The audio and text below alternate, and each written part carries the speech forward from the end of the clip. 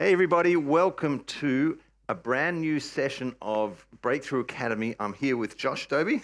Hello, everyone. Great to be here, Pastor Peter. We had a 2 week break from our last topic, and we're now starting a new one today. So I'm excited to be here. Yeah, it's because we're starting a brand new topic today, covenant, Bible covenant. It's one of the great topics of the Bible.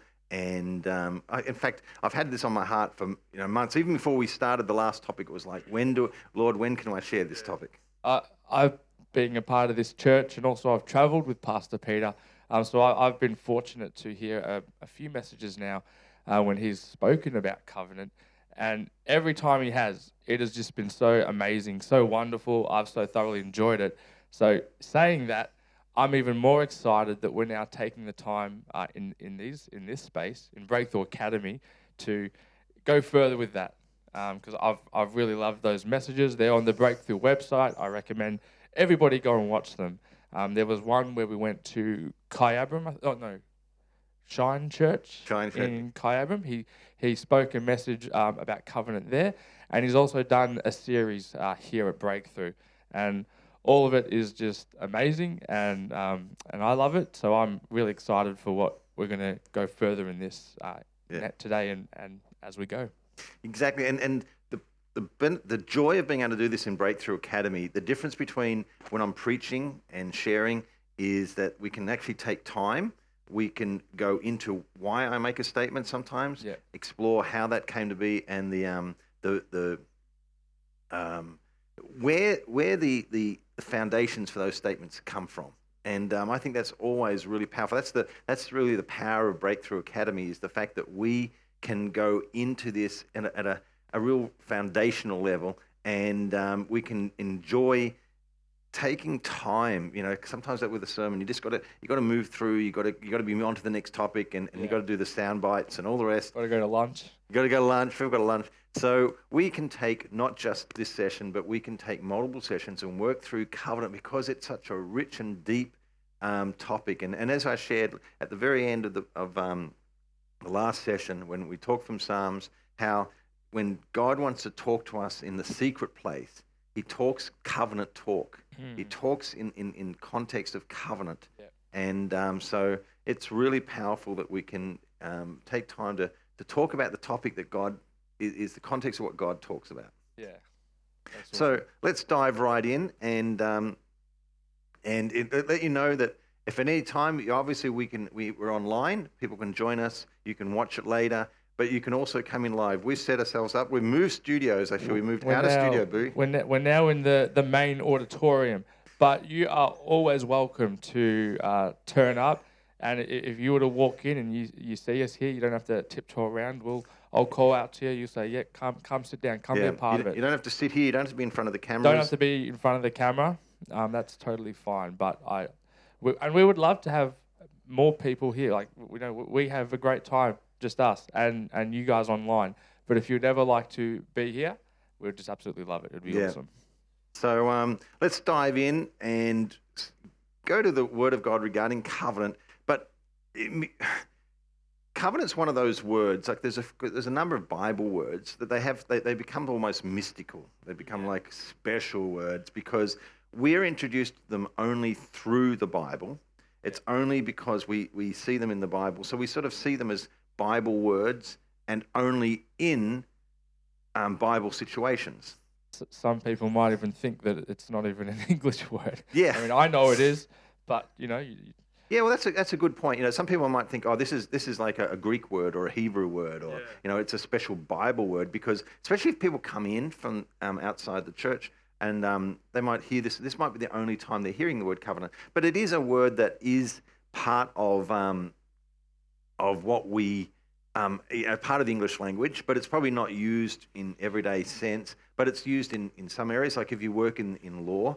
So if you're a lawyer, working with covenants is something that you would be very familiar with, and especially in real estate, there's covenants in real estate, restrictions and rules and legal covenants, and then a marriage covenant. A marriage covenant, yeah. So marriage is a covenant, but again, I don't think people would ever use that sort of language unless you come to a church where people understand and and I taught these things, and they'll say, today these couple are entering into a covenant, and they might go, oh, what does that mean? So again, it might be like it's like a foreign concept. Yeah. Okay, that's what it's like a concept that's from another culture and another world, and it's more, it's just sort of seen as a Bible thing. But covenants actually aren't just a God Bible thing. They're a part of life, and they're probably a lot more part of life than you realize, that you're actually living and moving in covenants. Like Josh said, a marriage covenant, everybody who's married is very familiar with a covenant because you're in one. And you say, well, I don't even know what that means, and I'm not sure how that works.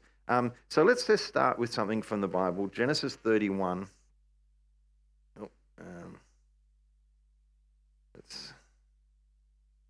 Genesis 31, and this is the story of Jacob and his father-in-law Laban, and he's running away from Laban because he's... and let's read from verse 43.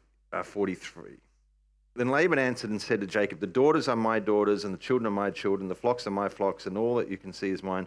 But what can I do this day to these my daughters, or to the children whom they have borne? In other words, how do I keep connected, Joshua, with Jacob, with these children?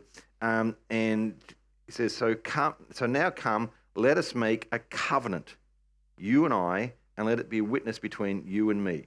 And then Jacob took a stone and set it up as a pillar. And Jacob said to his kinsmen, gather stones. So they took stones and made a heap, and they ate there by the heap. Now, Laban called it Jegar-sahadrutha, but Jacob called it Galeed. And Laban said, this heap is a witness between you and me this day. Therefore it was named Galeed and Mizpah. For he said, may the Lord watch between you and me when we are absent from one another. If you mistreat my daughters, or if you take wives beside my daughters, although no man is with us, see, God is witness between you and me. And Laban said to Jacob, behold this heap, and behold the pillar which I have set between you and me. This heap is a witness. So you sort of get a feeling that they entered into this sort of solemn agreement, and it's called here, so let us make a covenant. So as you would understand from the what we've studied with our Bible translations and everything from our previous Bible study course, if we go now, just have a quick look. What do other translations do with this? Because okay, if you say, let's make a covenant, one of the things that you're trying to do in doing a Bible translation is taking the meaning in one language and bringing it to another. Yeah. So even though there's a genuine word that matches, if the person who's reading it doesn't know what that word is it a good translation? Yeah, it's like there's a perfect English word. Yeah. But if the person who's reading it doesn't know the English word, it's of no value. It's of no value. No use. So you've got a choice here. You've got to say, listen, when you see this, you've got to go to a dictionary, and you've got to learn. You've got to go to that dictionary and explore what a covenant is. Or I will help you out, and rather than put the word covenant, I will try and give the meaning in words that you do understand. So let's just have a look how some of the other translations have done this. So the New English Translation, which I've got a lot of time for, it says, so now come, let's make a formal agreement, you and I, and it'll be proof that we've made peace. A formal agreement, not a covenant, a formal agreement. That's pretty self-explanatory. Yeah. So whereas most of the other translations have just got covenant, except if you go to some of the more freer translations, the Living Bible, let's sign a peace pact. Well, even though we don't know what that is, but we don't use that word. Yeah. But a pact, I think a lot of people, even more so than covenant, might. Yeah. Because I think in wartime, yeah, peace pact. I would understand a pact. Yeah. If you sort of, let's make a peace pact, we'll give ourselves 2 months when there's no fighting and stuff like that. New Living Translation. So you can say, I always like I said, Living Bible and New Living, because they took the Living Bible and then they ran it through all the process. What are we going to keep? What are we not going to keep? And here, let's make a covenant. They just New Living Translation said, we're just going to use the word covenant. Yeah. There's what's wrong with peace pact, and why do they have to go covenant? We can explore that a little bit later. Message Bible. So let's settle things between us. Make a covenant. Message Bible fits the good news. Let's make an agreement. Let's see what the Amplified says. So let's make a covenant or league. you and I. A league. I reckon that's a terrible English word. It doesn't make any sense to me anyway. Are we starting a a group? Yeah. And let's make a covenant or league. And it's like, oh, I think the Amplified's done a terrible. If they're going to go from an English word, that's probably the worst English word because it doesn't mean anything. They've always just put everything in there just to cover all their bases. And they've added league. Yeah, they've added league. Agreement, covenant, covenant. So let's make a formal agreement. It's sort of like not even agreement, like because we can have an agreement that we'll meet at the shops tomorrow. Yeah. That's not we're not going to sign. We're not going to cut. If you were not to turn up, we wouldn't be like, find them. Where are they? Call them up right now. Yeah, let's get the police. They haven't done their part of the agreement. Yeah. But it shows what I'm wanting to see first of all is that this was a common thing between two men. Okay, now God was involved because they said let's do it as a witness between with God. Yeah. But it was not a covenant in terms. This was something they did, and you can go through the Bible and find that there was covenants between man and God, but also covenants between men, covenants between nations. This was a common thing that they had this understanding. So let's we've got some people joining us. We've got some people. Welcome. Come right in. I see Kyra. Yeah, she's got Bubby's there too. So welcome, guys. Take a seat wherever. I've actually got some seats here. We've got some seats right here. Where's Levi? Let's see if he can sit for the whole time. We've got some children in here. We're actually. I can't tell you this, Josh. Actually, with the parents' room is set up. If people want to come in and watch the parents' room, we can turn the monitor on and the speakers. You can actually sit in the parents' room. Yes. See us through the window, but you'll also have the big screen and the speaker. So you can, if you've got young children and you want to, come and sit in here. We've actually got the parents' room set up so you can still see the absolutely see the screen and be a part of it. How exciting! Well, welcome, guys, again. Glad that you could be in here today. So we are talking about how covenant is not it's not this special concept to us of some biblical thing. It's a normal concept to them. Yeah. It's something that they understood. But to us, it's become a bit bigger than this. Our Bible is divided into two covenants. Mm-hmm. Okay, we say, no, it's not. It's Old Testament and New Testament. They didn't use that word in the scriptures. They didn't use that word testament. Isn't it funny that the Bible could have been called the Old Covenant and New Covenant. They chose Old Testament, New Testament. I'm going to guess it goes back to Latin words and how Latin is understood. And it's probably connected to something that you might have already set up, but you're a young man. Probably you might not have. Your last will. Do you remember it? It says, have you ever heard it spoken on, on TV and stuff? We're going to read the last will and testament. The last will and testament is connected to this word, Old Testament, New Testament. And so that's probably where it came from, is that concept of a binding agreement of two people. And we'll get into that a little bit later about how that all came about. But for now, just understand that our Bible is divided into two main parts, Old and New covenants. Mm-hmm. And so some people say, oh, okay, there was two covenants in the Bible. Well, there's actually multiple covenants in the Bible. Just a few more. Yeah, and like I said, some between God and man, but a lot between men and nations and peoples. In fact, see if I can find it in the book of Ephesians for us.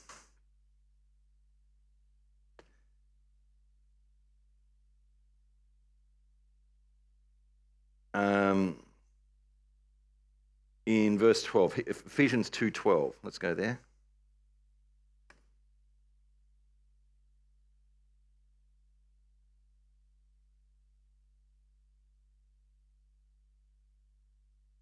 It says, remember that you were at that time separated from Christ, excluded from the commonwealth of Israel, and strangers to the covenants of promise.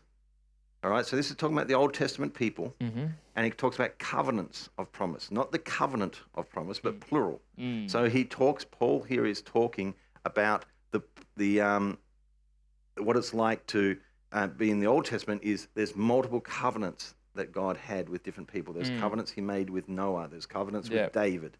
And there's the old covenant that we know is when we talk about covenant, the old covenant, the one specifically brought in by Moses for the people of Israel. Yes. But there's multiple covenants, even that God talks about. Yeah. So when we look at what happens here, we have to sort of get our head around, okay, I sort of know Old Testament, Old Covenant, New Covenant, and I think, well, there's two of them. No, there's multiple.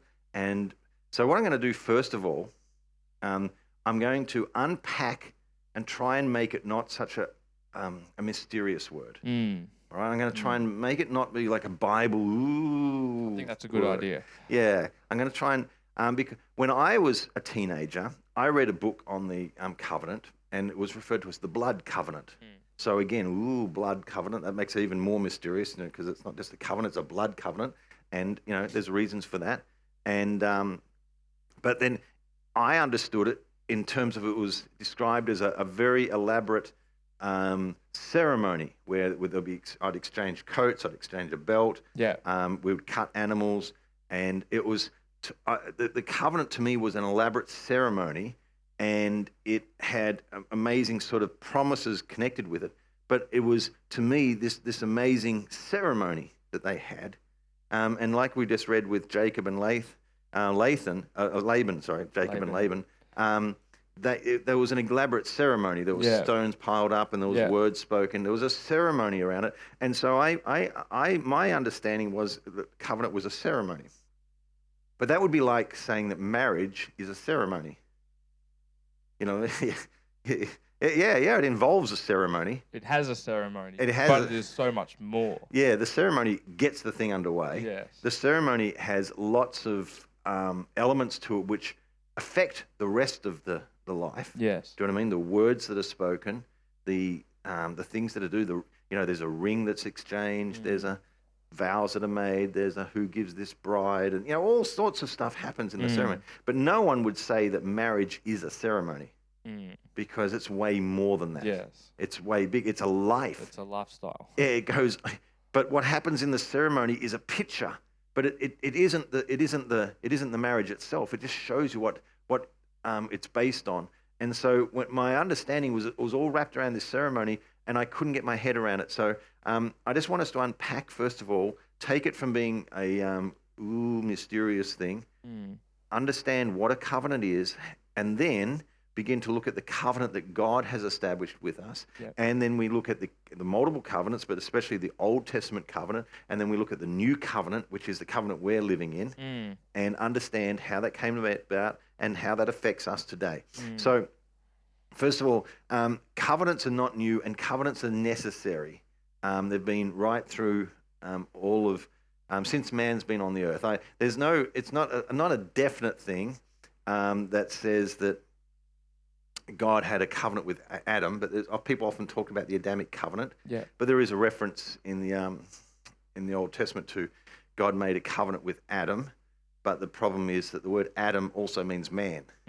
Yeah. All right. So it says, was he saying God made a covenant with the men, the people of Israel, or was he referring to the person of Adam? Yeah. Doesn't really matter, because my understanding is every time God dealt with a group of people, he would do it through covenant. Yes. So you just have to realize that whenever God is dealing with people, he sets up a covenant. Now, through the nation, through the world, nations have set up covenants. They've done things called suzerainties, and that's talking about a nation that would, like Assyria, would take over a smaller nation, and they would put an agreement in place. Now, agreement is a loose word, because it's pretty strong. And it's called a suzerainty. A suzerainty talks about a ruler and a lower state or a lower country, and they would have obligations. But that's a form of covenant, a form of relationship.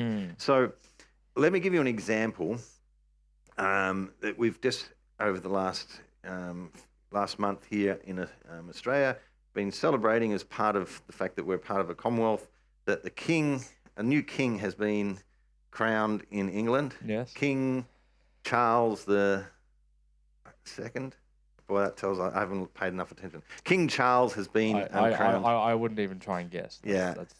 So we have a new king in England, and so obviously everything, that hasn't changed our relationship with England, because we've got agreements and everything in place. Do we still get our public holiday for the king's birthday? I have noticed that there's a a big football match that I follow. My team is Collingwood, and they have a football match against another team called Melbourne on what used to be the Queen's birthday long weekend every year.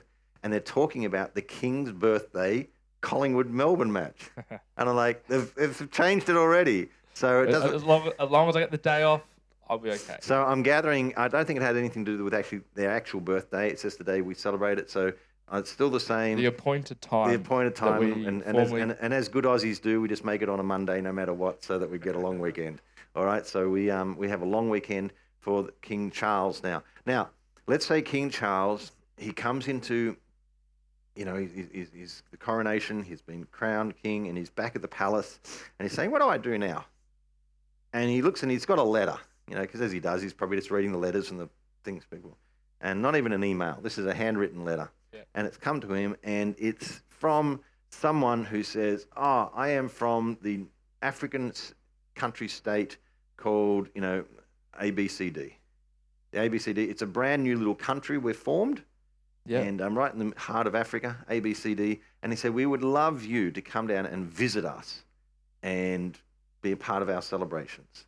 And so he just goes on right over, doesn't he? Well, yeah. So what does the King Charles do? I've got this amazing invitation. I will head off. There's no way he would just get in the plane and go. Yes. Why would he not just get in the plane and go? First of all, there's visas and all the other things, but I'm sorting that. But this is a new country. He'd wonder what is our relationship with this new country. Okay. What is Britain and ABCD's relationship? Yes. All right. And are we a friendly nation? And do we have? Because that will be important. Yeah. So am I welcome there? Is it dangerous to visit there? And also, then how has that relationship been formalized? Because not only do you have sort of we're happy towards you, you formalize that with the signing of agreements and treaties and trade agreements, and how we're going to deal with trade, and how we're a part of this group, and this group is already, ABCD saying we're part of this group of African nations. This group of African nations is in alliance with Britain and these other nations, so we are allies. Yes. So it's okay. So we know that phrase, allies. Allies are people that are in a formal sort of agreement, and so before King Charles would ever think of visiting, he'd say, "What are the agreements? What is our treaties? He would go to the ambassador, and he would say, "What's in place?" He would say, "Do we have an embassy in Britain? Yes. Do we have legal representation there? Are we recognized there? Do they recognize us? Do they support us?" And after all that is settled, then he can go and visit.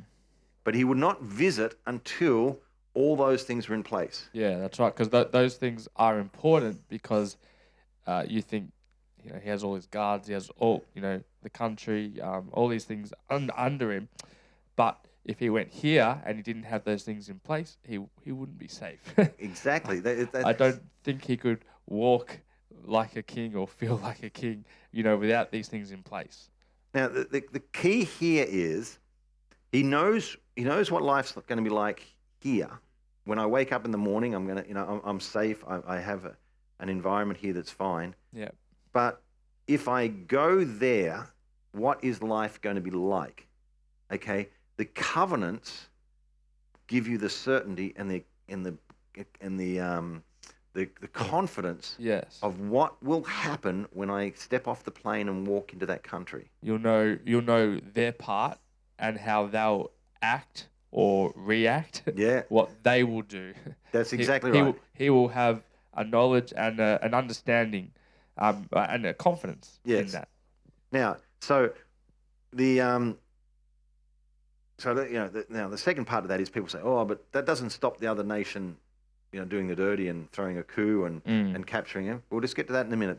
But first of all, in terms of how we have this so that there is a confidence there that he can step into this and do this. And so he goes there with a confidence of how he'll be treated. Now, when we say, but we don't have 100% confidence, do you know what I mean? So that's why we put things in place to try and build that confidence. Yeah. So what do we do to ensure that people will follow the rules, they will do what they say, is that there's repercussions for nations that break those covenant treaties and rules. So we say, if you break this rule, we will invade you. Fair enough. Well, not only us, all our allies. Yeah. So you have nations right next to you that are allies with us, and even though they're not part of the dispute, because you've caused problems with us, and they're allies with us, they're now part of they have to also become part of the solution. So you're not only picking a fight with Prince Charles. There's now more nations involved. Yeah, you're picking a fight with the whole of Britain and with all Britain's allies. And so that is designed to sort of make you think, well, I don't think it's worth breaking the rules. It wouldn't be smart to break this. We'll be a part of it. We'll play along. We'll do our part. Yes, if we make this agreement, that there's disadvantages, serious disadvantages with breaking that, but there are also great advantages in keeping to it. Trade and benefit of workers and tourists.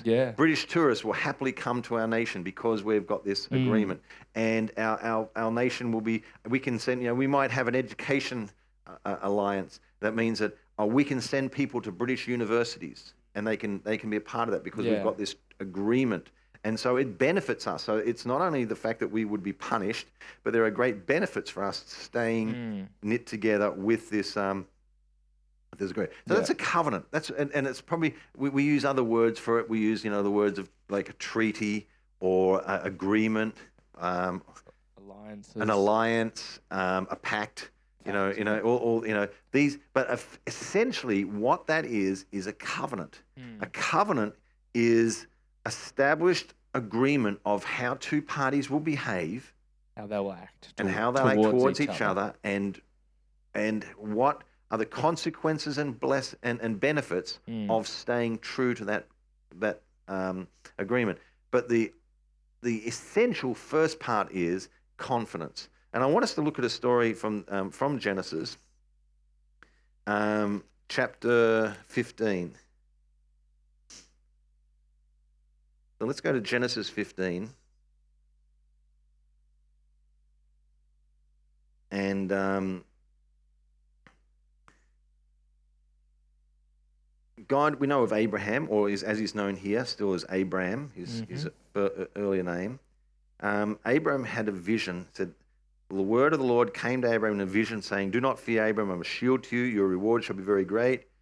And he says, "Yeah, that's all great, Lord, but I don't have any kids. You've talking about an inheritance. I don't have children." And he said, "Well, no, I'm not talking about someone in your household. I'm talking about having a child." Verse 15, and he took him outside and said, "Now, if you look toward the heavens and count the stars, if you're able to count them," and he said to them, "so shall your descendants be." And he's not talking about just out of his household, but out of him. Now, he and Sarah, his wife, could not have children. So this was God's speaking miracle. This is going to be a miracle because they cannot have children. This is why when God is promising him an inheritance, he's saying, well, are we talking about Eliezer of Damascus? This guy here, Eliezer of Damascus, who was a member of his household. And because he and his wife are childless, the heir is Eliezer. He said, "So are you talking about him?" And the Lord said, "No, I'm talking about you and Sarai are going to have a child." And this was them in their old age. So it was. Yeah, well, at this stage, he's in his mid-70s, coming along. Yeah, but they're childless. They can, and it's not like they've chosen not to have children. They cannot. They've tried for all their time. They cannot do. And so Abraham did something really amazing. It says Abraham believed in the Lord. And then God reckoned it to him, or counted it to him as righteousness. There was an exchange made of Abraham put his trust in God and what he said, and God put that to him and said, "Now you have a righteousness which doesn't belong to you, but now is yours." It's amazing because, and we will see that in the new covenant coming up. And he said. So he said, "I'm the Lord who brought you out of the Ur of the Chaldeans to give you this land to possess it." So not only children, but now he's talking about a possession of the land. Yeah. And look at what Abraham says. He says, "Oh, Lord God, how may I know that I shall possess this land? How can I have confidence?" So God just told him something. He said, you're going to have this land. And he's looked back at God and said, well, how can I be sure? All right. That's I don't know, I feel a spirit of slap coming on God, I've just told you. I've just told you. And it's funny enough, he just said, Lord, I believe you. But when he says, I'm going to get this land, he said, yeah, but how can I know? How can I know? Okay, so how does God answer this question to someone who comes to him and says, how can I know that what you've said is what's going to happen? And so verse 9, God said to him, bring me a 3-year-old heifer, small calf sort of thing, 3-year-old female goat, 3-year-old ram, and a turtle dove and a young pigeon. Excuse me, God, have you heard the question? The question is, how shall I know that I possess it? How is this related? And God says, bring all these animals. Yes. Okay, if I set up a petting zoo, I will know. It's sort of the answer and the question just seem to be too. Have I missed the chapter? If it started with that and then you went away and you came back and there's now a petting zoo, it's like, all right, I don't quite see what's going on or how it's happening, but okay, God. Now, the interesting thing is, without instruction here, Abram knows what to do. Yes. Okay, he knows why he's asking these animals. So this was very familiar to him. Yes. So this concept of what God was saying was not like, oh, what does this all mean? It's like, oh yeah, I get it. I know I know what God's talking about.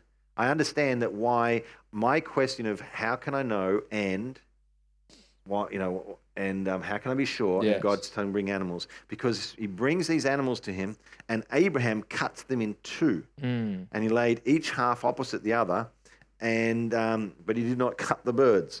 What are we doing here? And when we say we cut in two, we are talking about split down the nose, backbone into two halves, like a left side and a right side. Yeah, good way of putting it. Not a top and a bottom. Left and right, split right down the middle, right down the spine. And let me just show you something from Jeremiah 34. This is God. Jeremiah 34, verse 18.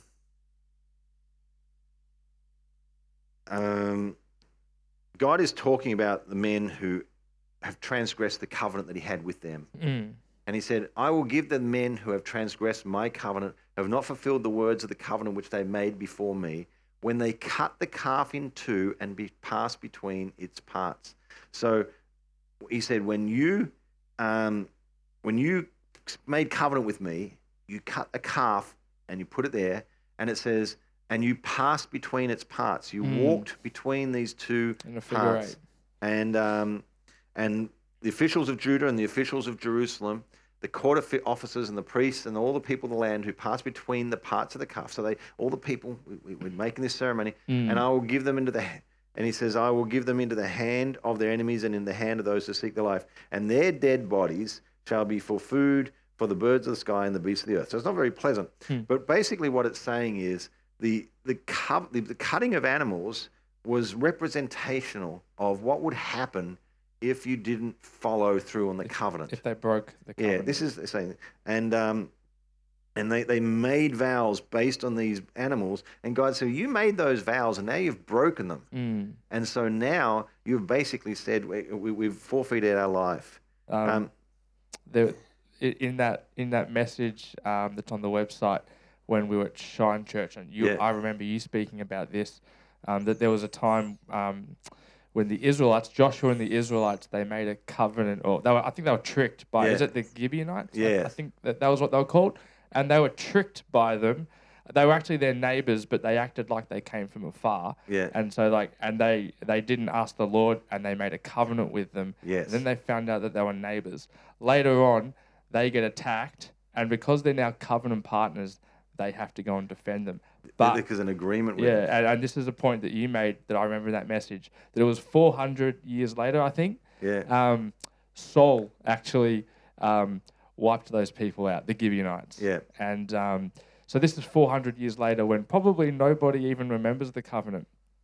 But then there was a famine in the land for 3 years, and like David was asking the Lord why. and it's like, well, there is blood on the household of Saul. So this is how God is treating covenants.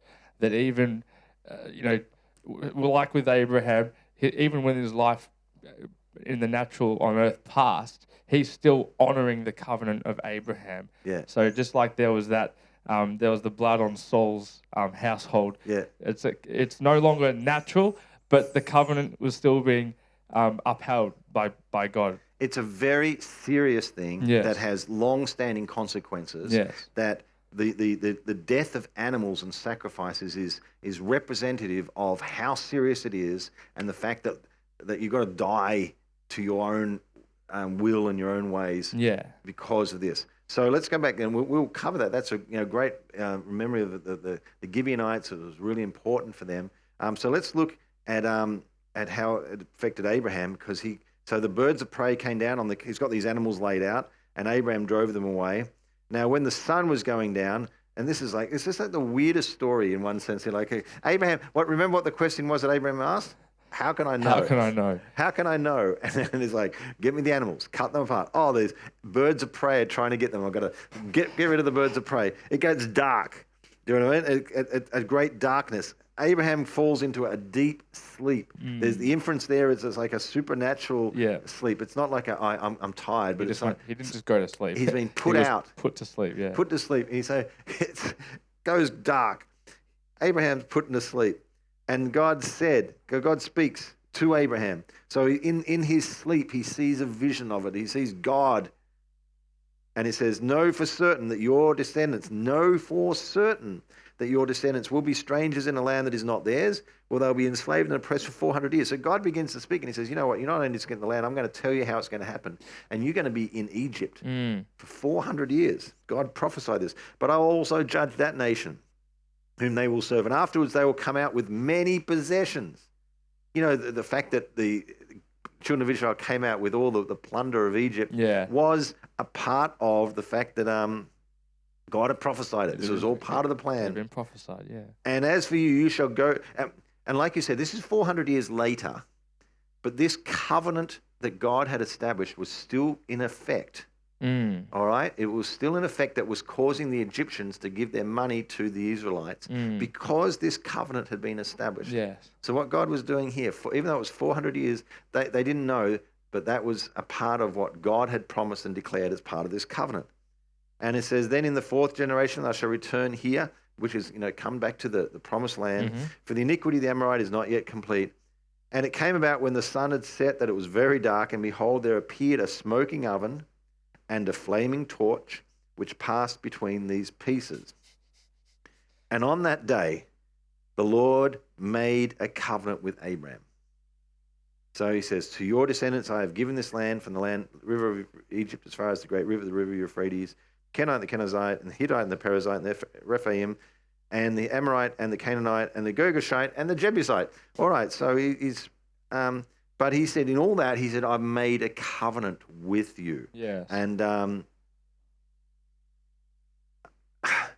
so there's some really things to unpack here. First of all, there was a ceremony that Abraham understood. When he was told to get the animals, he knew what to do with them. So he was familiar with the covenant ceremony. He knew what had to happen. He knew animals had to be sacrificed. He knew they had to be divided.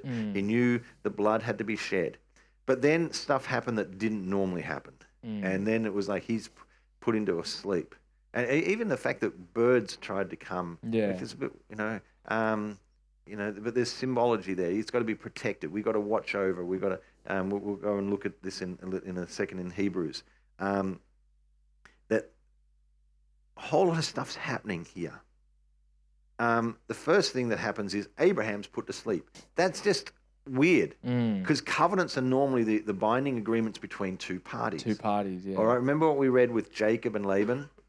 And they would make vows, and they called that place Mizpah, and it said, God will watch over you even when we're not here. When we depart, God's going to watch. And that's really what they're saying. That's why Laban wanted the covenant, because he said, I can't follow you, but I want to make sure you're treating my daughters right and you're doing the right thing. So we are making a covenant and agreement, which means that now we've got God watching over. So even though I'll go back, I know God's watching you. Mizpah. God is watching over you. The funny thing is, and I don't know whether anyone who's watching has ever seen this, but it was something when I was growing up. You would, and I don't know, maybe they're still available. You could get little necklaces with the word Mizpah written on it, and it was broken in half. It was like it was a little, and the two pieces would come and fit together, like it was like a disc, and with a jagged edge, and they'd make a one. And I would, and if you had someone who was, like your boyfriend or girlfriend or something like that, and they were going away, you would get them you buy this package of the Mizpah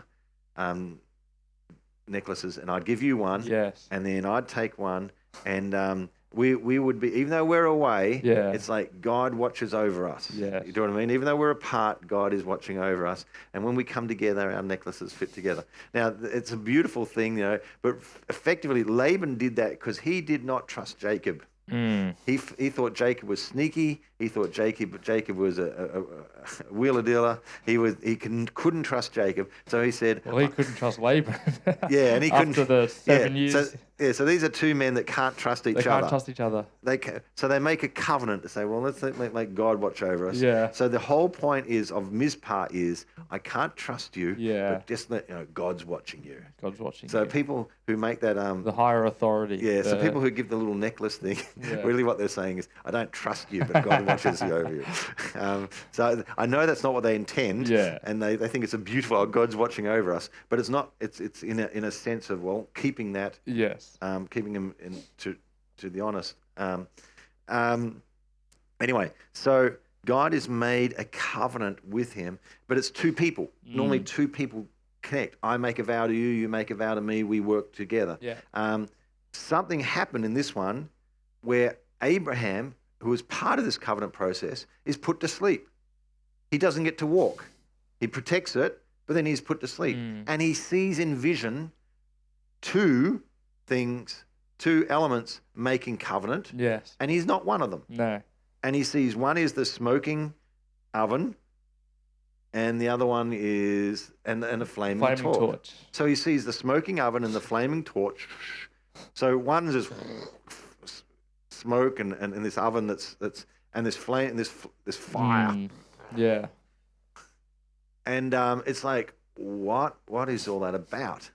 And now, it doesn't say, but based on where the New Testament shows us and takes us, the understanding is that Jesus became the mediator of a new covenant, became the surety of a new covenant, that he established a new covenant between God and himself, and he became the second Adam, the second man, the one that was without sin. He established that covenant with God, and then we, through Jesus, can enjoy that covenant position. So it's almost like a covenant's been made that man is taken out of. Because we would not have been able to. You can mess. Abraham, this is really good, but you'll mess it up. We'll just put you to sleep. I am going to establish a covenant, and I'm going to actually do both parts myself. It's just an amazing. This is not what normally happens. This is very different to the normal covenant process. And so. That's where that. But the whole purpose was so that you may know. So on that day, the Lord made a covenant. So at the start, it says, "Oh Lord, how may I?" Lord God, how may I know that I shall possess? How can I know? And the answer is God cut covenant.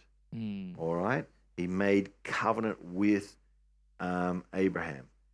Two things that happened. First of all, Abraham was taken out of the picture. Second, blood was shed. Animals were cut. And in fact, if we come down here and we look at this phrase, and God made, he said, on that day, the Lord made a covenant with Abraham. I'll just come down here where we can have a look at those words in the Hebrew. Okay. On that day, the Lord made a covenant. So let's just look at the word for covenant. It's a feminine noun meaning covenant. Oh, okay, it's berit. Berit is the Hebrew word for covenant. Berit. And please, I'm not a Hebrew scholar. Just trust me. But if you're talking to Hebrew-speaking rabbis and friends, please get them to pronounce it for you. Berit, a feminine noun. So it's not female. Feminine noun meaning covenant, treaty, alliance, agreement. The word is used many times in the Old Testament. Its basic uses are outlined here. It describes covenants or agreements between and among human beings, between Abram and the Amorites, Abram and the Philistines, Jacob and Laban, etc. So there's some of the references I was talking to. We won't go through those, but you can just be, Genesis 14:13. I'll read them out in case you ever want to go back. Stop here and you want to go and look at them. Genesis 14:13. Genesis 21:27, Genesis 21:32, Genesis 31:44. You can see some of the human covenants that were established. The nations were said to have made a covenant against Israel. They formed an alliance against Israel, Psalm 83:5. It's used figuratively to depict a covenant with death, in Isaiah 28 twice, or with the stones of the field. It denotes an alliance, ordinance, or agreement between persons.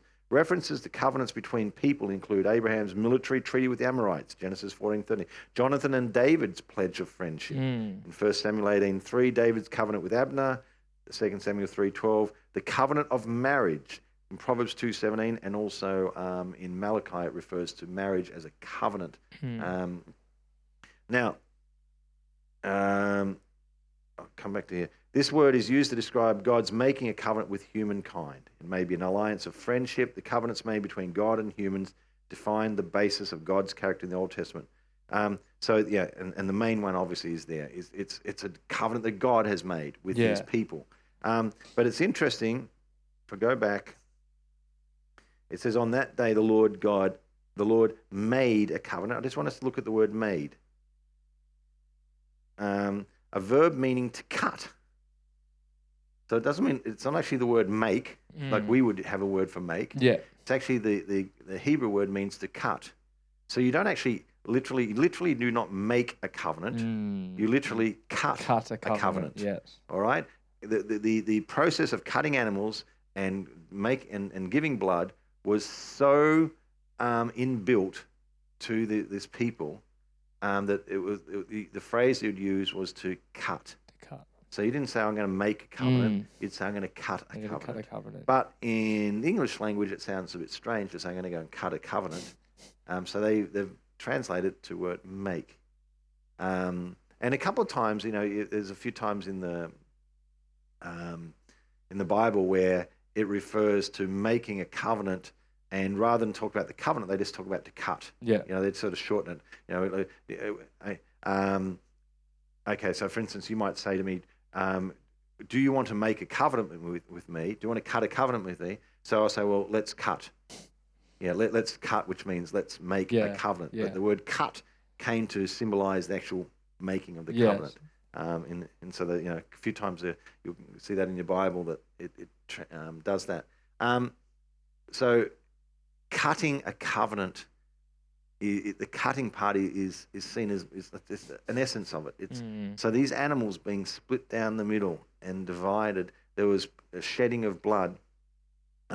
Covenants are very common, even outside of Bible cultures and things like that. You can find them throughout history. You can find them in North America with the Indians when they would cut covenant. Well, they wouldn't call it cutting covenant. They would say making a blood brother. Yeah, and they would cut. And they would mingle blood. I've got, actually, I'll just see if I can find it here. I'm going to play the game here with internet. There's books by a person called Charles Stanley, who was something of a journalist, journalist type person, and Dr. Livingstone had gone into Africa, and he'd been sort of gone off the radar. They couldn't find him. Who might Dr. Livingstone be? Yeah, Dr. Livingstone, I presume. Yes, because I've heard you speak about this in a message, and before that, I had heard that phrase, but I had no idea what that was. Yeah. So it's like a famous phrase that Dr. Livingstone, I presume. Yeah. Not even sure that the phrase was ever used, and it was probably, if it was probably not as nice as that. Like, I am your father, Luke. These things get blown around, but Star Wars reference there to anyone who's not sure. But Dr. Livingstone. So Charles Stanley goes through. Henry Stanley. Henry. I think Charles Stanley was a preacher. Anyway. Stanley goes through Africa looking and searching for him, and he wrote, and he was newspapers in America paid for him to do this, and what he had to do was journal his adventures in finding Dr. Livingstone, right. and he would write huge diaries, and then he'd send them back, and they would publish them. So then they became books. So it's the late 1800s. He's writing. We've got these journals of his travels through Africa. And I can't put it up on here, but I'll see if I can.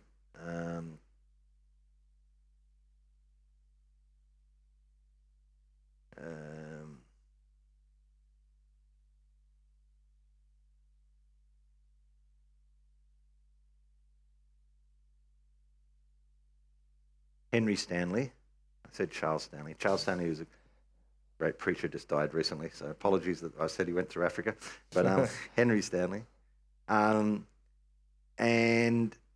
I just want to read a portion of what he did, because time and time again, in order to move through these areas of Africa, he cut covenant with the tribal chiefs. And by cutting covenant, he became their brother, and that gave him protection and care. So the people that would then give him safe passage. Yes. And so he would get into agreement with them. And so he said...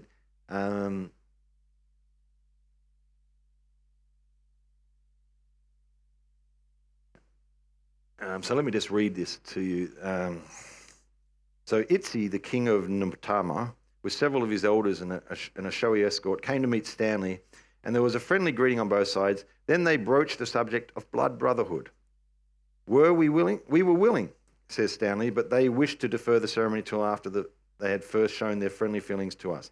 Thereupon gifts were exchanged. The king indicated his preference for a big goat of Stanley's. So Stanley's got a goat, and he's like, wouldn't mind your goat.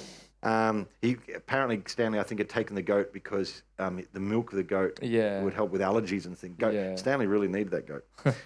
Then came the covenant rite. The treaty with Itzi, says Stanley, was exceedingly ceremonious, involved the exchange of charms. Itzi transferred to me for my protection through life a small gourd full of a curious powder, which had a rather saline taste. So I was tasted it, and delivered over to him as the white man's charm against all evil, a half-ounce vial of magnesia. A small scratch in Frank's arm and another in Itzy's arm supplied blood sufficient to unite us as one. So they cut each other and they mixed the blood, and by individual bond of fraternity. 4 years after this experience of blood covenant by proxy with young Itzy, Stanley found himself again at Ntomo or across the river from it, this time in the interest of the International Association of the Congo. Being short of food, he had sent out a party of foragers and was waiting their return with interest. During the absence of the food hunters, he says, we heard the drums in Ntomo, and we followed with interested eyes the departure of 2 large canoes from the landing place, their ascent to place opposite, and their final crossing over towards us. Then we knew that they'd come to visit us, and I recognized Itzi, who he'd made blood covenant with. That was in 1877. He made blood covenant. During the 4 years that elapsed, he'd become a great man. So this small tribal chief had become a huge tribal chief. Yeah. And he was well built. He was amazing and done great. But because of that, but the tie of the blood covenant was the strongest bond. So he now had a connection with this great chief in that area. So I was trying to find if there's a. He said, no, we are one. So there's lots of. He talks all about the the different things that happen, and he did that over and over and over again. Is this cutting of blood covenant with them, and that they would have vows, they would have ceremony, they would have exchange of gifts. So very similar to like what happened often in Hebrew, but obviously with different gods or different understandings. Yeah. So it's not like a God thing. It was just a part of their culture.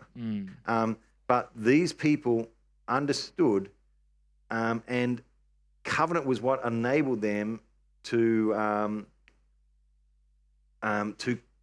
travel and to move from one group to the other, because safe passage. Yeah, because they were in connection, they were in blood brotherhood, and he learnt very early on this was the way to get the safe passage This through. is how you do it. This is how you do it. I was just seeing if there's. I have Oh, here's okay. The ceremony blood brotherhood between Marambo and myself, and this was another time, another chief, having caused us to sit fronting each other on a straw carpet, he made an incision in each of our right legs, from which he extracted blood, and interchanging it, he exclaimed aloud, "If either of you break this brotherhood now established between you, may the lion devour him, the serpent poison him. Bitterness be in his food, his friends desert him, his gun burst in his hands and wound him, and everything that is bad do wrong to him until death."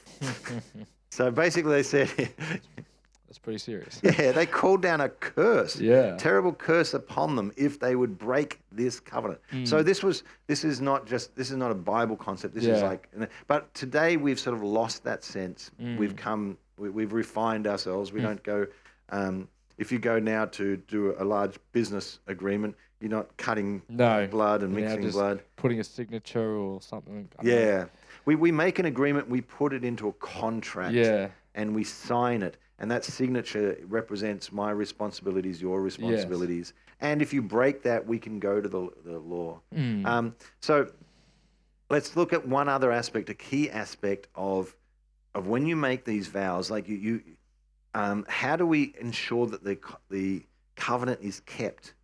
How do we make, if we're going to have confidence in it, it's based on two things. Either I can be confident in you that you'll keep it, or I can be confident that I've put something in place that will be higher than you. A higher authority, or something like that. So when I sign a contract, that's why when I sign a contract, we make it legally binding. Binding, So I can take you to court and sue you.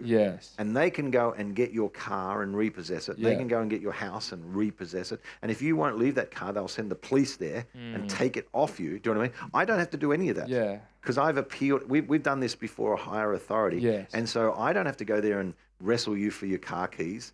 I don't have to go and fight you and say, no, give me the money in your bank. I don't have to do anything. We take that to the courts, and then the courts will enforce those agreements. But so two things that are involved. I've either got my trust in you and my trust in a higher authority. A higher authority or system. So let's look at the book of Hebrews, chapter 6.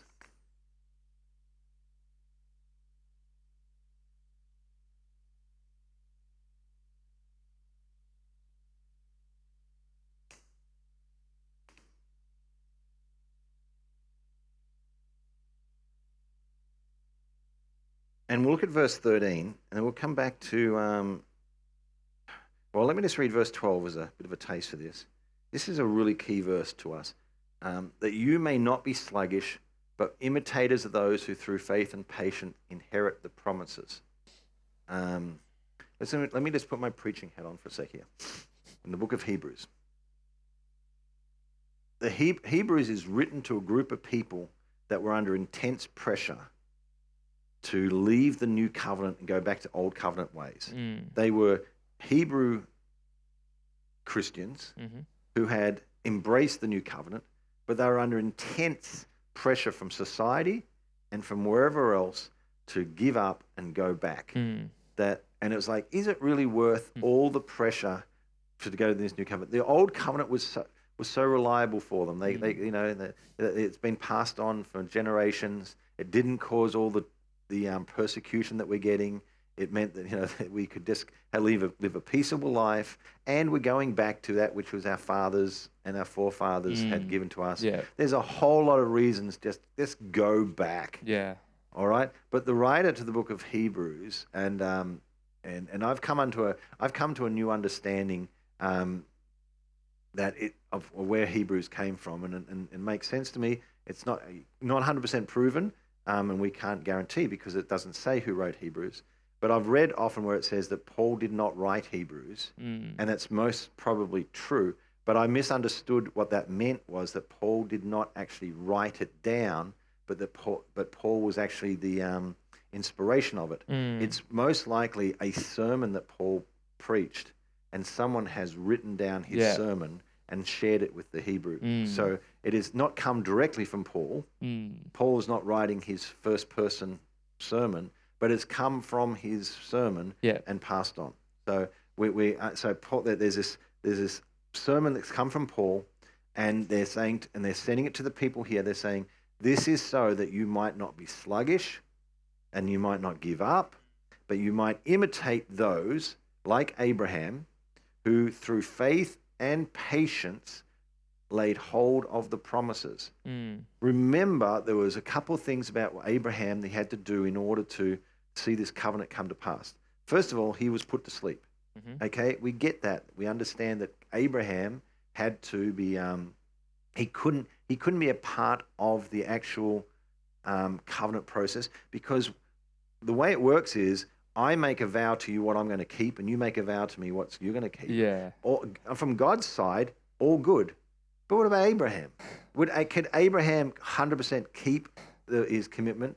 Could Abraham stay true to all that his covenant? You look a little bit later, and things are taking a little while, so he goes and has Ishmael. Yes. He blows his trust in God to sort of just make something happen himself. He's not he under his frustration he can fail. So God say, I can't afford to make this covenant that I'm making with Abraham, because this is something that's going to lead into the new covenant, and so I've got to take Abraham out of the equation. Yeah. I've got to knock him out. Makes it effectively with himself. With himself, yeah. I've got to do this so it can be reliable. And secondly, Abraham had to, but his job was to keep the birds off. Yeah. And there's a point where through faith and patience, there's a part where we've got to hold on to this thing until it's done. Now I'm not holding on. The covenant has been established. Yes. But the promises and the things that God has promised in the covenant, I'm still working through. Yeah. Okay. This is the pressure for them was there's Christians in the new covenant, but they were pressured to go back to the old covenant. Is hold fast, don't give up, don't get lazy, don't get sloppy. Hold on to this. You can do this. You can do this. You can hold on, and you can see all these promises that God has given. You can see them come to fullness. Yeah. The covenant's been established, but you need to still hold on. You still need to beat the birds off your promises. There's God has got promises for you. God has got promises for you. He's watching over you. He's made declarations, but you got to beat the birds off that would come and try and steal it away. You've got to try and hold on until that covenant is fully outworked. And so this is where we're coming to from here. So he said, now, in order to give you boldness and courage to hold on to what you're doing. So this is for us today. In order to give us boldness and courage and strength, in order to lay hold of all that God has for us in the covenant. So he's made a covenant. He's done vows in that covenant. There's agreement. We talk about there's vows. This will happen. This will happen. This will happen. There's blessings and there's curses. In order to get the blessings, there's stuff that we need to be able to lay hold of. Now, God's established a covenant, but we need to beat the birds off that are trying to steal the promises that are coming to us. And this is where they're at. So he says the certainty of God's promise. When God made the promise to Abraham, since he could swear by no one else, he swore by himself. Okay, this is actually not in the passage we were looking at. It's further on when Abraham, after he sacrificed Isaac, he makes his commitment. Yep. He says, I will surely bless you. I will surely multiply you. And thus, having patiently waited, Abraham waited patiently. Patience. Okay. I don't want to jump too much for time, but I want to tell you, but you need to understand patience for this to work. Patience is not, I'm in the line at the checkout, there's 4 people in front of me, and I just hold my peace, and I don't get agitated. Do you know what I mean? And, I'm pleasant, and I'm smiling, and I'm whistling, and I'm singing a little tune to because I'm patient. Yeah. All right? That's not patience in terms of what this means. Okay, that's patient. That's holding a good attitude while you're waiting. Yeah. Okay, there's another kind of patience, which is okay. You're on a freeway, and it's bumper to bumper, and your GPS says the fastest route is to stay on the freeway. Okay, and as you pull up, there's an exit lane. And you're doing the sums in your head. It's getting real now. Yeah. Okay. Anyone relate to this? You're sitting there okay, let's take the GPS off. Let's say your friend is sitting next to you. All right. Your friend is sitting next to you and says, this is the best way. Yeah. All right. Stay on the freeway. This will clear up and you'll be there much quicker. Yeah. Don't get off the freeway. So you can't see the GPS now, but they're saying. A friend is telling you, stay on the freeway. Yes. And you pull up and you go bumper and you look and there's an exit lane. Now, you could actually put your indicator on now and take that. And you could get off this freeway and you could go and make your own way. Yes. Patience is not going off when God's told you what to do, and I'm staying true. I'm being patient. So patient is when you've got a choice. Yeah. So that's the patience in the line. You don't have a choice. Yeah. The only choice you got is You've whether got you're to wait. Yeah, you got Or to. You're going to wait no matter what. You're going to either wait grumpy or you're going to wait happy. Yeah. So we think patience is choosing to wait happy. Right. No, patience has a choice. Patience is I choose to wait. Even though I could jump around and do something quicker myself, I'm holding fast and doing it God's way. Through patience, man, I'm holding. I could leave this new covenant stuff and go back. I could get peace in my family. I could get life back to normal if I leave and go back. But through patience, I hold. Yeah. So patience, when Abraham chose to have Ishmael, they were impatient. Do you know what I mean? He took an exit. He took an exit. He did it his way. Yeah. All right. So patience is, but to have patience, you've got to have huge confidence in your friend. Yeah. Do you know what I mean? You've actually got to trust your friend. Not what you can see, not what's been your experience. It's like my experience is this is slow. What I can see ahead, it's slow. But I'm now going to have to trust my friend over my experience and my eyes.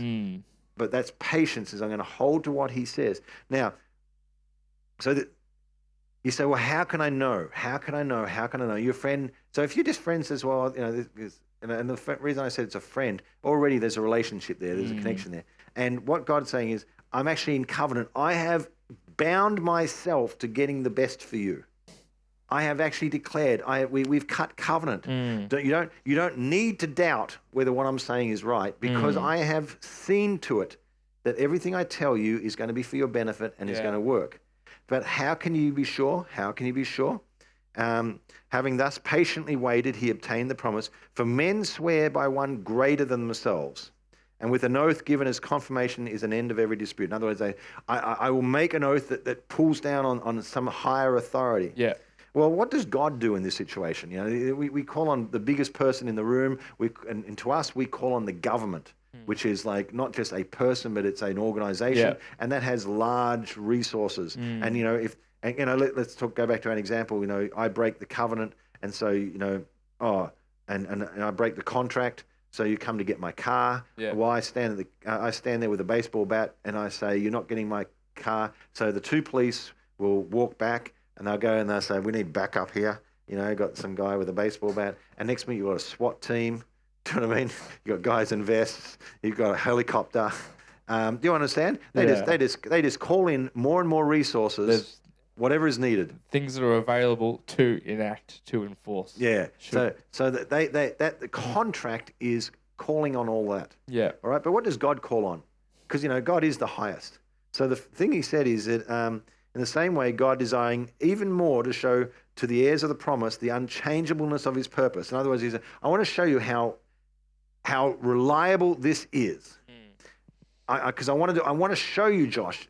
God's saying, I want to demonstrate just how much you can trust me.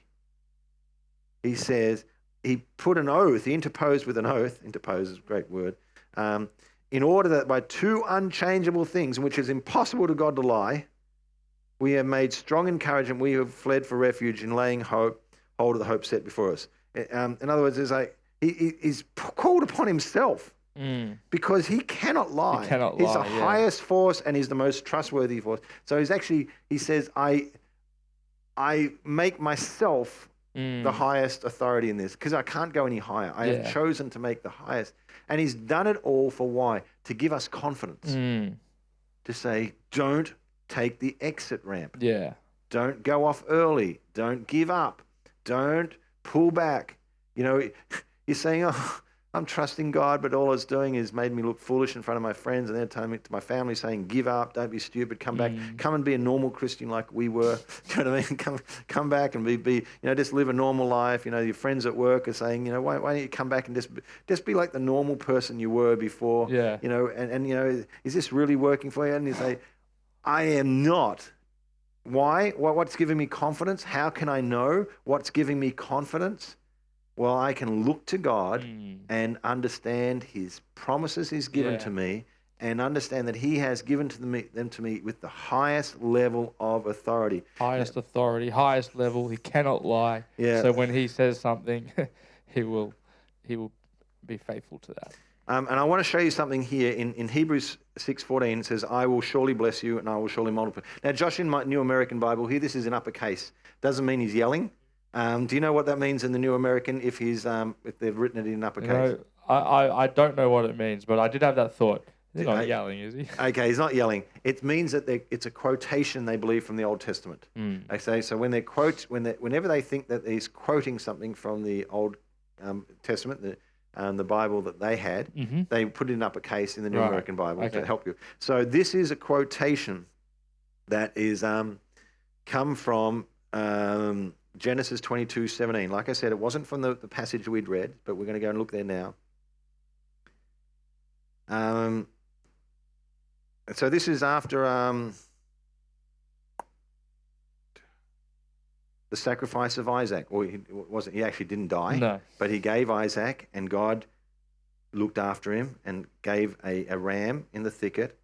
And so Abraham came and said, he called the name of that place, God will provide, as it said to this day, in the mountain of the Lord, it will be provided. Then the angel of the Lord called Abraham a second time from heaven and said, by myself I have sworn, declares Yahweh, the Lord, because you have done this thing and have not withheld your son, your only son, indeed I will greatly bless you, and I will greatly multiply your seed as the stars of the heavens and as the sand which is on the seashore.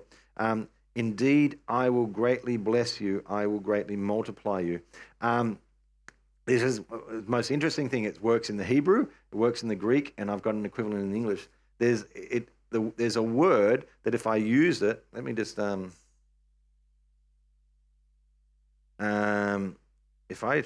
Josh, if I said I will really bless you. Okay, I will. If you can read my chicken scribe. You're really gonna do it. Yeah, I will really bless you. Now, this is the amazing thing. The word in English, the word that's in the Greek, and the word that's in the Hebrew has this same thing. And I've confirmed this through the New English translation notes and things like this. If you look at this this word really, it can have two meanings. Right? In English, it can have two. And it depends on how I pronounce it, and it's I will really bless you. Are you sure you'll bless me? I will really bless you. You are really. You surely will. It will happen. It will happen. You can be confident. I will really. It's going to be real. Yeah.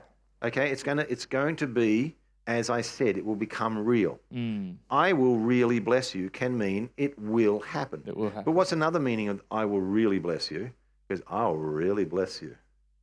I will really bless you. Like the amount of blessing. Yeah, it's big. I will really bless you. I won't just bless you. I will really bless you. So, I will really bless you can mean you can be confident, but it can also mean, and I'm going to do it heaps. And it's good. Yeah. This word has the same double meaning, which is meant to be. Yeah. It's God says, I'll really do it, and I'll really do it. I will really bless you. I'm not just going to... You can have confidence in it. You can know it for sure. But also, I'm really going to bless you. I'm not just talking about a little blessing. That's good. You're going to get a real blessing. I'm not talking about not a token blessing. Oh, not a token. If I said to you, Josh, I'm going to come around and give you a gift, and it'll bless you. Oh, that'd be nice. But I say, no, Josh, you're going to be really blessed. This will change your life. You know? If I said it, you're going to really be blessed. It's like, oh, you would set your expectation. Like, what's going to happen? What is going to happen here? God says, hey, I'm really going to bless you. Yeah. I'm really going to bless you. And he says, I swear to that. I don't know. Just think about it. God says, Josh, I'm going to really bless you through the covenant with Abraham, which I showed I'm going to make this covenant now through Jesus, but I'm showing you through Abraham. I'm making vows and promises through Abraham. And those promises are designed to come to you because why? Remember how Abraham entered into it? He said, Abraham believed God and was counted to him as righteousness. He said, you can have the same faith that Abraham had, and you can come into the same promises that Abraham had. Galatians talks about this. The same blessings, the same provision comes to you. And this is Bible school, so we'll take a moment to do this because we don't have to just believe me. Let's go to Galatians chapter 2, I think it is. We can take time to stop and look at the scriptures rather than say, oh, how are you saying that? And exactly as I said, Galatians chapter 3. I said chapter 2, I know. All right. Galatians chapter 3, it says, even so Abraham believed God and was reckoned to him as righteous. See, it's uppercase. It's quoting that verse that we read earlier. So this is referring to that time. Be sure that those who are of faith are the sons of Abraham. And the scripture foreseeing that God would justify the Gentiles by faith. He said, in other words, the scriptures saw it. They saw what was going to happen. They saw that by us believing, we come into the same provision, the same thing that Abraham was entered into. And that's why God said, hey, this is so important with Abraham. I'm putting Abraham to sleep. Because it's not actually about Abraham. It's about me and Jesus doing this together. Yeah. Who was the flaming torch and who was the smoke, the smoking oven? I believe God the Father and Jesus were the two walking that covenant. And he saw that in their glory. And he said, be sure that it's those who have faith who are the sons of Abraham. And the scripture foreseeing that God would justify the Gentiles of faith preached the gospel beforehand to Abraham, saying, all the nations will be blessed in you. That when he said, surely you'll be blessed, that's the good news that God is saying to Abraham that we now understand is part of us. Yeah. So those who are of faith are blessed with Abraham.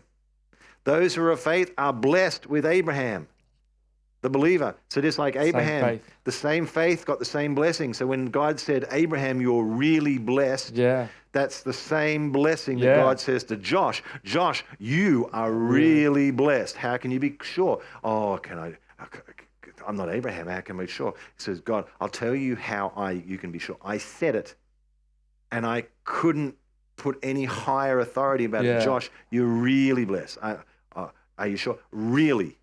Confidence. Well, how much blessed? Really blessed. And the righteous. So it's both meanings.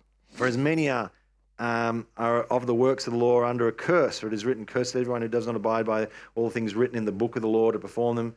Now that no one is justified the law before God is evident, but for the righteous man shall live by faith. Talking about Galatians 3:12. However, the law is not of faith. On the contrary, he who practices them shall live by them. Christ redeemed us from the curse of the law, having become a curse for us. For it is written, cursed everyone who hangs on a tree. We'll explore that another time. In order that in Christ Jesus, the blessing of Abraham might come to the Gentiles. So we might receive the promise of the Spirit. Oh, is that blessing ours? It is according to this. It is according to this. That blessing spoken on in the book of Hebrews, which was quoting Genesis, where it says, God says, surely I will bless you. I will really bless you. I will indeed bless you. And he cannot lie. Yeah. That word indeed is used by some English translations, and that almost works as well. Indeed means in reality, Yeah. but indeed means, Yeah. indeed, I'll bless you. Indeed. I'm going to get big. Do you know what I mean? Yeah. So it works a little bit like really, indeed, Mm. indeed, really, really. You'll see that in the translations. They're trying to work it out. It says it's really going to happen, and it's really going to happen. You're going to be really You can be blessed. assured. You're going to be assured, and it's a really big blessing. It's large. It's special. And we know this because in Paul's talking to the Galatians, he said, this is what happened when we come to this. So we go back now to Hebrews. Chapter 6, near the end. So for men swearing by one greater than themselves with them an oath given as confirmation is an end. Same way God desiring even more to show to the heirs of the promise the unchangeable of his oath, his purpose interposed with an oath. He spoke to himself. All right? Why did he do this? To give us confidence and to give us boldness. And he said, this hope we have now is an anchor of the soul, and a hope both sure and steadfast, one which enters within the veil. It's an anchor. What we've said today, this whole concept of covenant, concept of covenant is designed so you can be real. You can have an anchor. Yeah. You can have confidence. How can you know that these things that God has promised you are true? Because he entered into a covenant. He couldn't, he cut the covenant. He cut the covenant. And he didn't use lamb and bulls. He used the blood of his own son. Yeah. All right, because the lamb is just a picture. It's a shadow. Book of Hebrews says it's a shadow of what is to come. But he has used the real thing. He's used the highest sacrifice. He's entered into it. I'm probably going to finish here, so I won't go into the scriptures. They're talking about how Jesus. One more scripture. I think one more is fine. Yeah, or two more if you change your mind again. Yeah, I just want to show you how you can be confident of this from the scriptures, because I'm just sort of telling you things. All right, Hebrews 7 verse 22. So we just go into the next chapter. We'll skip the part about Melchizedek. That's also very significant. We're going down to verse 22.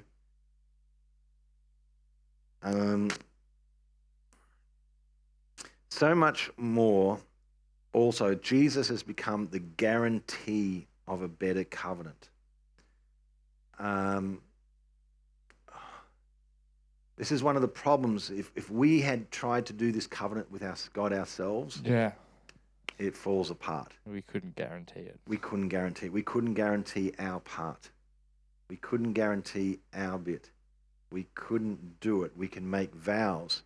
We're like in the book of Hosea, chapter 6. Hosea chapter 6, where they say, "Oh God, we will do this and we will do that," and it looks amazing. And God says, "Yeah, but your loyal love is like the mist of the morning."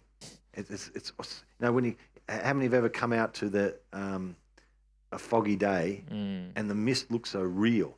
You can't see through it. You can't drive properly. It's so real. And then the sun comes out. What happens to the mist? Disappears. Just disappears. It's gone. It's just gone. And so God says, that's what your loyal love's like. He says, you say, going to do this and we're going to do that. A lip service. And he said, and you make all these vows, but when a bit of pressure, a bit of sunlight comes, a bit of time comes, shoo, it's all gone. It's all gone. And that's the problem. If he makes covenant with someone, he makes covenant there. God's fine, and you make the vows. You say, God, I will do this, and I will do this, and I'll never do that. And God's, that's amazing. And then the sun comes out, and Josh's commitment falls away. Oh, we don't have to say my commitment now. Let's not make it too personal. Let's someone else. Yeah, so your commitment out there, Brooke, who's watching, and Christine. I appreciate you guys joining us here and encourage. Keep going, says Brooke. Yes. I'll take that. And I love what Christine says. I really bless you. I like the uppercase letter there. That's how it comes across. Keep going. You're because God's got a problem. Okay, two things is our behavior has brought the curse on us.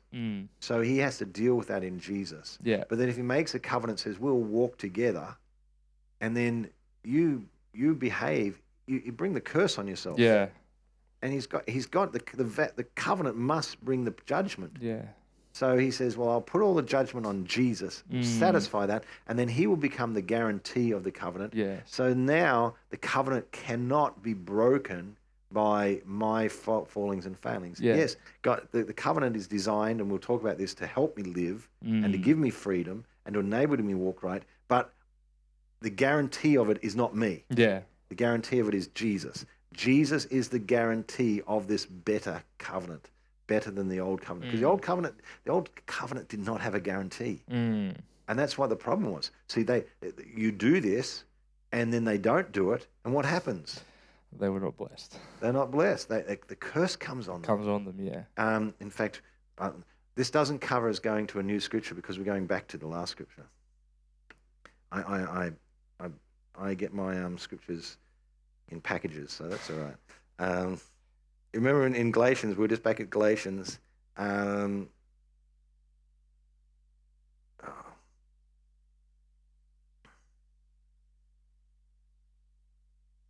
We just said, in order that in Christ Jesus the blessing might come to us. But going back a little bit earlier, it says, however, the law is not of faith. On the contrary, he who practices them shall live by them. The Old Testament covenant was one of the law. You had to follow the law in order for the covenant to be established. And if you did anything in the law, the curse would come on you. And it says a little bit earlier, verse 10, cursed is everyone who does not abide by all things written in the book of the law to perform them. Now, he's not shouting this. He's quoting from the Old Testament. And it says all the things, everything written in the law, if you do not abide by everything, you are under a curse. So the Old Testament, people say, oh, let's go back to the Old Testament covenant. Oh, I do not want to go back to the Old Testament covenant. I don't think that's a good idea. Because I am saying, curse me if I can't follow it. Yeah. That's what the Old Covenant says. Yeah. Deuteronomy, this is a quotation. Galatians 3:10 is a quotation from Deuteronomy 27, I believe it is. I think it's the last verse of Deuteronomy 27. We sort of know Deuteronomy 28.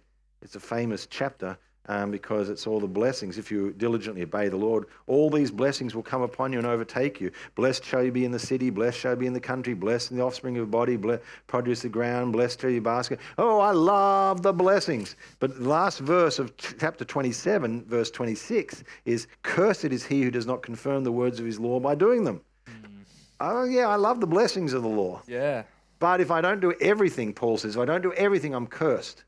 But thank God Jesus was cursed. He became our curse. Yeah. He embraced that curse and freed us from it. And so we can come into a brand new covenant he's established with the Father. It's a brand new, it's not even a fixed up version of the old covenant. This is a brand new, with all new rules and all new promises, and you're going to be really blessed. And the blessings he was speaking to Abraham was outside of the covenant. He was speaking to this time already, these blessings. And he said, and I guarantee, I will now become the guarantee of this covenant. Pressure off. So he has told us we have full confidence in him, full confidence in him. He's really going to do it, and he's really going to bless us, and he's the guarantee of that. Now, we've got to just make sure that we don't, we've got to cut the birds off those promises. Yeah. There's things we need to do, but we are not doing it in the sense of trying to keep the covenant alive. It's not us upholding. No, we just got to live. Covenant. We've got to live in a way that flows with God and flows with His purposes and plans and with Him. So that's my heart today. Covenant is designed to give you confidence. What is the purpose of a covenant? So you can know, so you can understand. It also gives God the legal rights to do things. Yeah. Do you know what I mean? Like King Charles could never go into that country unless those things had been put in place. They'd be stopped at the borders. Yeah. Unless you got your visas in place, so you just can't do them. Those covenants enable things. They give legal rights to things. So God has established the legal right to do this, and he's done it through the covenant. So there's reasons there. But one of the key reasons of the covenant is like when Abraham said, how can I know? He cut covenant with him. So you can be confident, he cut covenant. How can he be know? So he cut covenant. How can I know that God's covenant is real? Well, because he said it. He will really bless us through this. And so I want you, your challenge is to go away from this and meditate about what it means to be really blessed in the covenant, what God has really done, the guarantee of it, and the fact that it's real. Every promise he's given, he's backing up with his word and with his.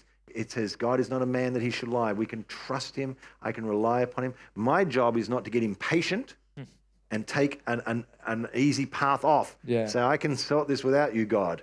I can do this without you. I can go and make another alliance that's not better. I promised one more scripture. No, Jeremiah. One more. Jeremiah chapter 2. I was just looking at this today. Okay, Jeremiah 2:13.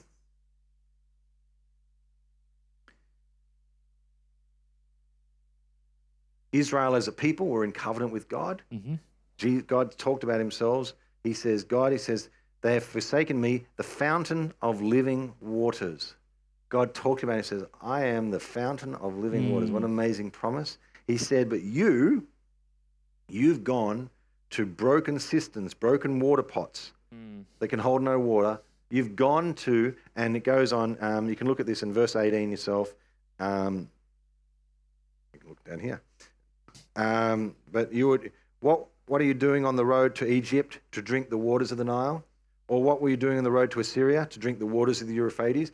He's saying, why were you making covenant agreements with these people? Why were you why were you aligning yourself with the Egyptians? Did you want to go down and get their water? Did you want to go to Assyrians, get their protection, get their water? He said, when there's a living water here. Yeah. And he said, you know what? The water that they provide, it's a broken pot. It's a water over here. He said, if you will stay on the path and do what God has told you to do, if you will stay faithful to what God has told you, he's living water, the living water come. But if you take that side road, it looks good, but it's a broken pot. You will go to your own strength and it will not provide what God wants. It will not enable you to do it. So let's look at this in New Living, because it puts it in, it gives it, what have you gained by your alliances with Egypt and your covenants with Assyria? What good to you are the streams of the Nile or the waters of the Euphrates River? You've made covenants with them, and the Lord says, but I'm the living water. I'm the living water. I'm the living water, if you just stay true to me. So this is true to our covenant. God is the living water. But you know what? We can go to Egypt. We can go to Assyria. We can try our own strength. We can try, I can get rich and that'll give me what I need. I can I can compromise, and so my friends will be happy with me. I will use that happiness. I will make them happy with me, and that will provide me my blessing. I will work harder, and I'll miss. I'll get my life so busy that I'm not spending time with God and meditating and following His way. Yeah. I'll compromise that. I will compromise here. I won't be connected with this group because they're a little bit Jesus happy. My friends and family are saying, come down to the pub with me. You don't need to be at church all the time. And it's like, I don't like them. They're saying I'm a bit goofy. I'm a bit weird. So if you leave the living water and you head down and make alliances, what you're doing is you're making them your source. You'll find that they're broken pots. They will not supply. And you'll come to the end of yourself. You will. You'll suddenly realize Josh gets off the freeway. He thinks he gets 2-3 streets up and he's in a dead end.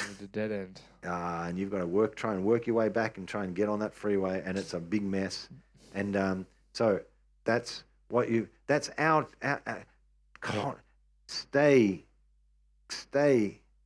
This is why the book of Hebrews is all about, but through faith and patience. And what gave them the confidence to have the patience was the covenant. Covenant that was cut. By meditating on the covenant and understanding the confidence we have in the covenant, it gave them boldness to stay on the path that God had for them. So that's what covenant does. It gives us confidence. Enables us to stay. All right? I think I have done all the scriptures. Done. Sold to the first lesson. And we will explore some of these things, some of the things that Joshua brought up and how covenants work and how God sees them. We will explore them. And we will look at all the promises and provision that God pours in. What are some of these blessings? I think people would like to. I would like to know that. Yeah. What is involved in this covenant? What are the responsibilities of the covenant? What does this mean for me? Yeah. How do I enter into this? What do I have access to? Yeah. What is my privilege? What is my right? How do I access it? How do we do all this? It's all built in by our understanding covenant. So we will see you next Friday here. Thank you for those that have joined us and come live here and been a part of it. If you would like to do that, you can come here 9 o'clock on Friday mornings here at Breakthrough Church, and you can sit in here. You don't have to be under the camera. You will be here, but not part of what we're seeing. And we're looking at the camera, which is great, but it'll also be good to look and talk to faces. You don't have to say anything, but we'll talk to you.